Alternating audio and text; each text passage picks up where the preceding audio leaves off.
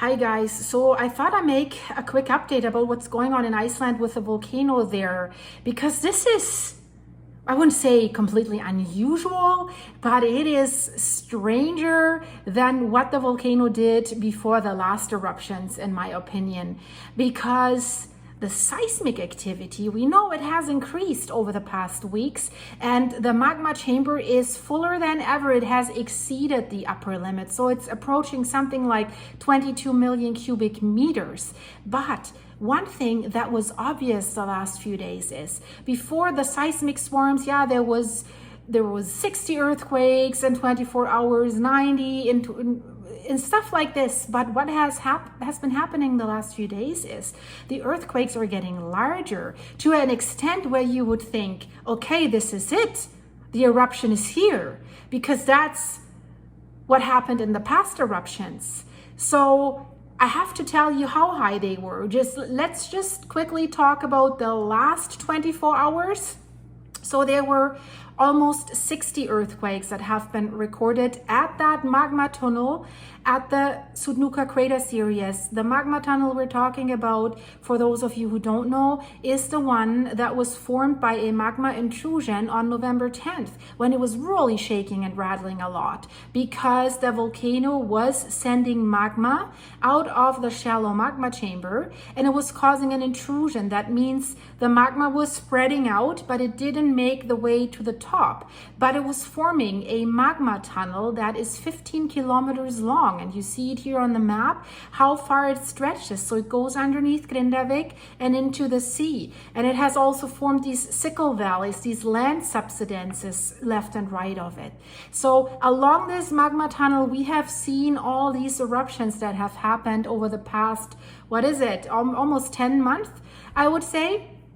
So the largest earthquake that we have seen in the last 24 hours was 1.7 in magnitude. But we have to say since midnight, so not the last 24 hours, just since midnight in Iceland on the 21st, there have been 10 earthquakes recorded, and that's similar to the night before. So the Met Office is saying, well, right now there are no signs of an eruption.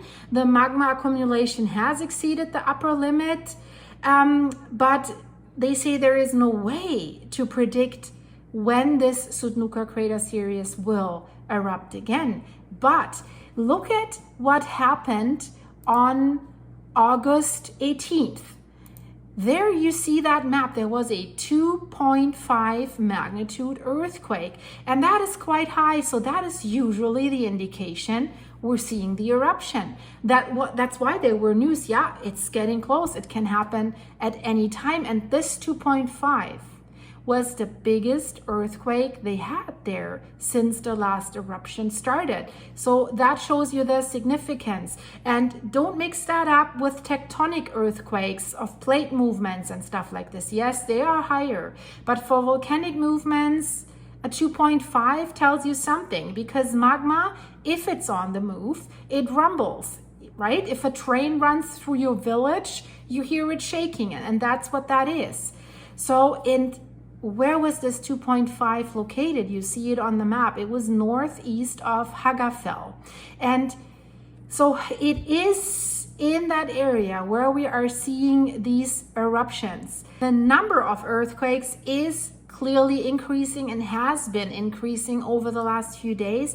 But what we're looking at and what is significant is the numbers of earthquakes that are above 2. So this 2.5, what they're saying, the tremors were stronger than what they have previously felt. And it's not directly underneath the magma tunnel, it's a little bit on the side. So if we had just this one earthquake, it wouldn't be a sign that the eruption is about to begin. But there's several in the 2 range, and they're getting bigger. So because of the magma chamber being so full right now, that is increasing pressure because the land is rising. So this increases the stress in the crust in this area. because there's still magma being added to that magma chamber. It seems it's still expanding, and probably the crust around it is breaking to give more room for more magma. And because of that increased pressure, we will see earthquakes that are bigger. And just on August 20th, there were 2 earthquakes above magnitude 2, one 2.2 and one 2.4. And what is the meteorological office saying? They're saying that the seismic activity around the Südnuka crater series continues to show the same signs that were seen in the days before the other eruption began on May 29th. So everything points towards it's ready, right? So then we have these 2 earthquakes over magnitude 2. And since then, in the last few days, there has been a total of 6 earthquakes, probably maybe even 7 over the magnitude 2 that have been recorded in the last week. So that is why I'm saying it's increasing. So they are also saying, because the magma is being accumulated underneath Svartsengi, where we see the geothermal power plant that releases its wastewater, its clean water, the hot water into the Blue Lagoon, that tourist attraction. That's because the pressure is building up underneath, the shallow magma chambers filling up.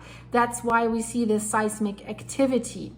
So the land rise is still happening. It has been unchanged. That's what they're saying. And you see that graph here, the red line, that tells you where we are with the magma chamber right now. So the Met Office says from now on, there is a high probability of a new magma run, eruption or intrusion in the Südnuka crater series at any time.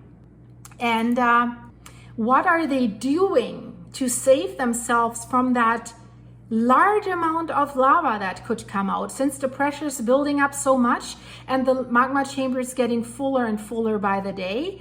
Scientists are saying that risk that the eruption might be more powerful also increases day by day. And then, since these eruptions, what we've seen in the past, are the most powerful when they first break out, they send a lot of lava very, very fast, and they're very worried about the Svartsengi area where the walls have been breached, but also the Grindavik area where the walls have been breached. And there's an update on what they have been doing and what they're planning to do. So let's talk about the defense walls at Svartsengi. So they're saying, again, they have to work against time.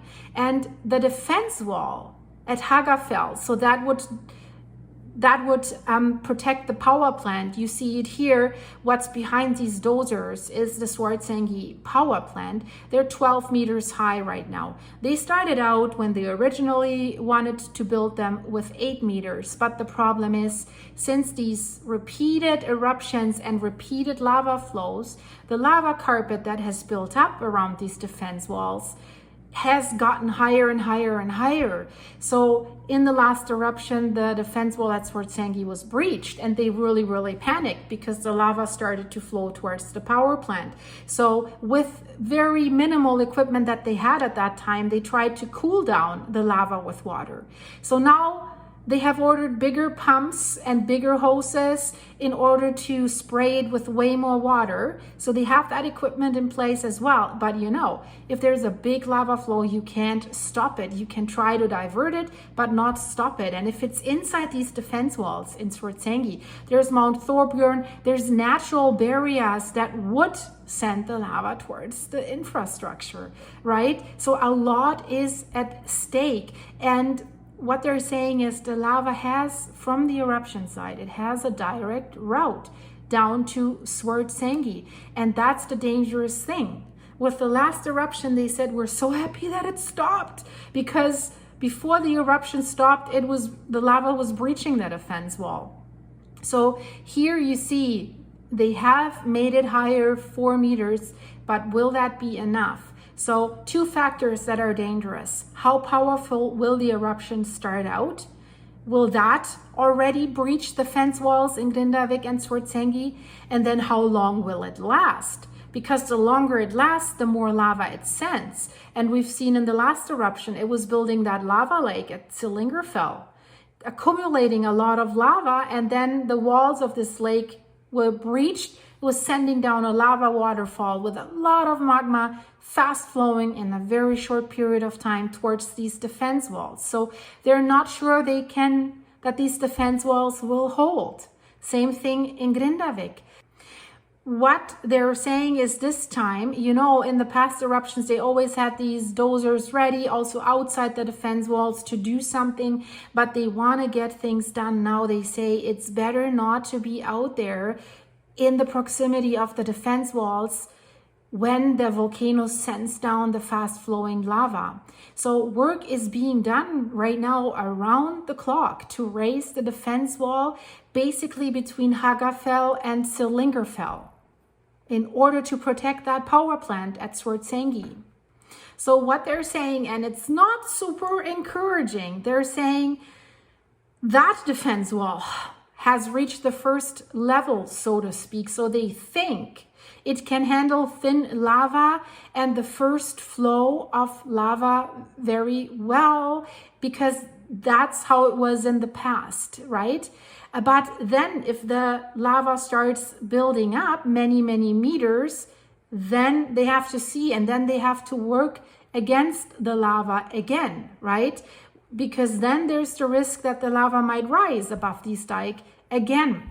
What they're saying is they want to bring themselves in a position that they will be able to raise the defense walls quickly while the lava carpet starts building up. So that's their plan in this area. So they are trying to raise it from the inside. So 12 meters high, and they're intending to raise it once the lava carpet builds up. Problem is what they're saying, because Svartsengi is so close to the eruption site, they have little time to make decisions should something arise. They have to react super, super fast because the lava flows fast and it flows towards the defense walls. So they're saying there's a short lead up here, and that's why at this point it's very, very sensitive. So we have to make the right decisions and be prepared within a very, very short time frame.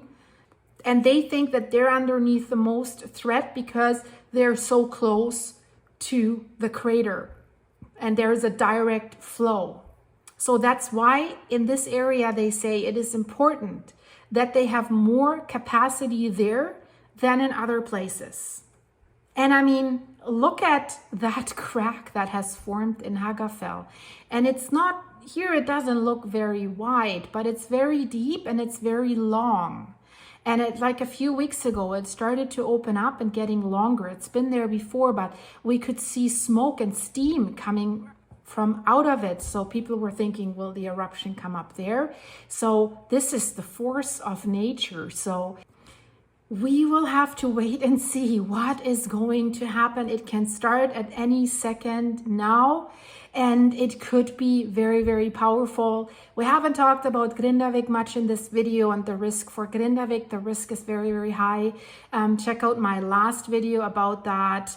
It tells you everything what could happen to Grindavik. But, you know, Svartsengi, that is their valuable power plant. And of course, there's their biggest moneymaker of the country, the Blue Lagoon, who puts notes on their website that, yeah, we're in a seismically active area. So that's their warning to the tourists, seismically active. Yeah, that's not the problem, right? The lava is the problem. The volcano is the problem. And you're sitting on top of a magma chamber. Maybe you should say that. But, you know, we've discuss this. It's the same again and again. So guys, I hope you liked this update. Check out my other videos. What's going on in Indonesia? Wasn't that crazy with these people hiking towards that crater? Absolutely insane. So check that video out if you haven't seen it. I've never seen anything like this before. How you'd go up that steep crater and then hang yourself over the rim of the crater to look into an active volcano that's actually spewing up ashes and everything. And this time the eruption was so big, they almost were blown off the crater, and you see them running down, like probably 30 people or something, because the ashes were coming. The whole crater was filled with ashes. Absolutely stunning. So that's here in the end screen as well. So guys, thank you so much. If you like to see more of me, join my channel as a membership. Click the join button. If you don't see it on your mobile device, go from a desktop computer to my start page on YouTube. There's the membership join button, and we'll have more behind the scenes exclusive videos, what I am doing. I would love to see you there. So join me there, and thanks for buying me the coffees on my buymeacoffee.com website. It keeps me going. I'm very, very grateful for that. And guys, for your supers here, thank you, thank you, thank you. It helps this channel really a lot. So stay safe, be prepared. I hope to see you very, very soon, guys. Thank you. Bye-bye.